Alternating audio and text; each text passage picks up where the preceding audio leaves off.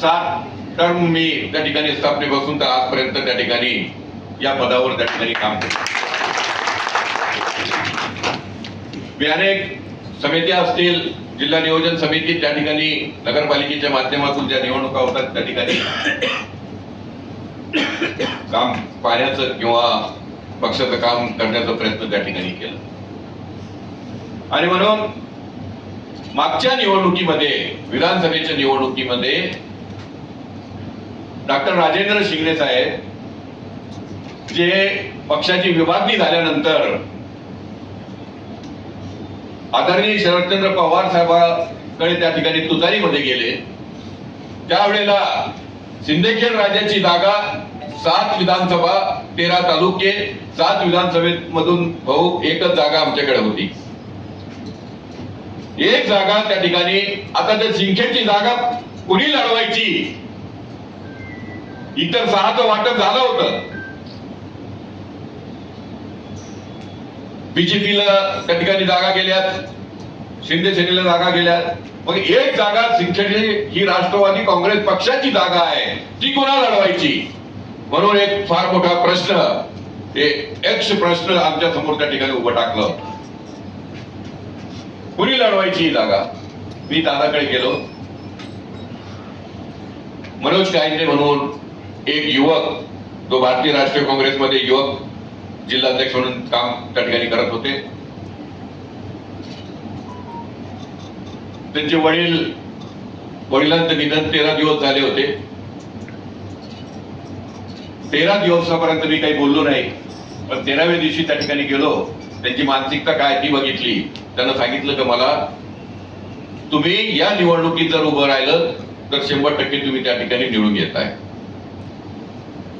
त्यांनी आधी नकार दिला की माझी मानसिकता नाही, मी 5 वर्ष काम करेल आणि त्याच्यानंतर निवडणुकीमध्ये त्या ठिकाणी उभं राहण्याचा प्रयत्न त्या ठिकाणी करेल. तर 5 वर्षामध्ये पुलाखालून किती पाणी निघून जाईल, काय काय घटना घडतील आणि तुमच्या नशिबात पुन्हा ही संधी येईल की नाही हे त्या ठिकाणी कोणी सांगू शकत नाही. म्हणून आता संधी आहे असं आम्हाला वाटतं, तुम्ही उभे राहा. मी दादाकडे गेलो, दादाला सांगितलं. दादाने म्हणे 5-7 नावं आहेत, त्याच्यामध्ये माजी आमदार डॉक्टर शशिकांत खेडेकर आहेत, अमुक आहेत, तमुक आहेत, तोताराम कायंदे माजी आमदार, त्यांचा मुलगा डॉक्टर त्या ठिकाणी कायंदे आहेत, दुसऱ्या वेगवेगळ्या समाजाची माणसं त्या ठिकाणी होती. 8-10 माणसं, प्रत्येक जण आपापल्या पद्धतीनं त्या ठिकाणी सांगण्याचा प्रयत्न करत होते. मी पार्लमेंटरी बोर्डासमोर सांगितलं का मनोज कायंदेला जर तुम्ही तिकीट दिलं तर निवडून आणण्याची जबाबदारी आमची त्या ठिकाणी राहील, आणि जर त्यांना निवडून आणलं नाही तर तुमच्या समोर कधी आम्ही तुम्हाला आमचा चेहराही दाखवणार नाही आणि तुमच्या समोर कधी आम्ही त्या ठिकाणी येणार कधीच येणार नाही. दादाला ते पटलं, पार्लमेंटरी बोर्डाला ते पटलं आणि मनोज कायंदेची त्या ठिकाणी आमदार म्हणून त्या ठिकाणी लोकांनी त्यांना आमदार म्हणून त्या ठिकाणी त्यांना निवडून आणलं. लोकांनी सर्वांनी साथ दिलं आणि ते त्या ठिकाणी आमदार झाले. डॉक्टर राजेंद्र शिंगणे जे 11 वर्ष मंत्री होते, 5 टर्म म्हणजे पूर्ण त्यांचे त्या ठिकाणी झाले होते, ते त्या ठिकाणी पराभूत झाले. डॉक्टर शशिकांत खेडेकर पराभूत झाले आणि वंजारी समाजाचा एक मनोज कायंदे म्हणून हा युवक त्या ठिकाणी आमदार झाला. दादाला ते अतिशय चांगलं त्या ठिकाणी पटलं.